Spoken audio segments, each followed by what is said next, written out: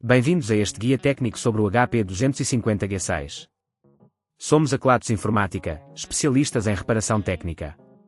Recolhemos o teu equipamento ao domicílio, fazemos diagnóstico gratuito e enviamos orçamento antes de reparar. Sem chamadas, sem deslocações. Estamos localizados na Cal Joaquim Maria Lopes 26, Madrid. Cómodo, transparente e profissional. Link na descrição. Se o teu HP 250G6 faz um barulho estranho ao funcionar, é sinal de que algo não está bem. Este tipo de ruído geralmente indica que o ventilador está a falhar ou que há acumulação de poeira que impede o seu funcionamento adequado. Se não resolveres a tempo, podes levar a danos mais sérios no equipamento, como o sobreaquecimento. Para esta reparação, vais precisar de uma chave de fendas Phillips, uma pinça, um aspirador de pó pequeno e um novo ventilador compatível com o HP 250G6.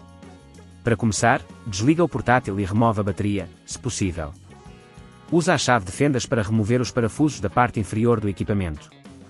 Lembra-te de guardar os parafusos num recipiente para não os perderes. Vira o portátil de forma a que a parte inferior fique voltada para cima e levanta cuidadosamente a tampa, utilizando a pinça se necessário.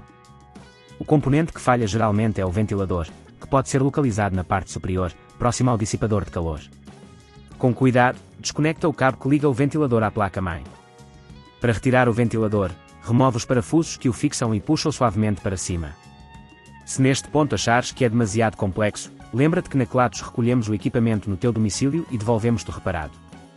Agora, coloca o novo ventilador na posição do anterior, assegurando-te de que ele encaixa corretamente. Reinstala os parafusos e reconecta o cabo à placa-mãe. Antes de fechar o portátil, limpa a área ao redor do ventilador com o aspirador de pó para remover qualquer poeira que possa ter acumulado. Depois de tudo estar no lugar, coloca a tampa de volta e aperta os parafusos. Liga o equipamento e verifica se o novo ventilador está a funcionar corretamente. Se não queres arriscar danificar o teu equipamento, na Kelatos recolhemos, reparamos e devolvemos ao teu domicílio em todo o Portugal continental. Link na descrição.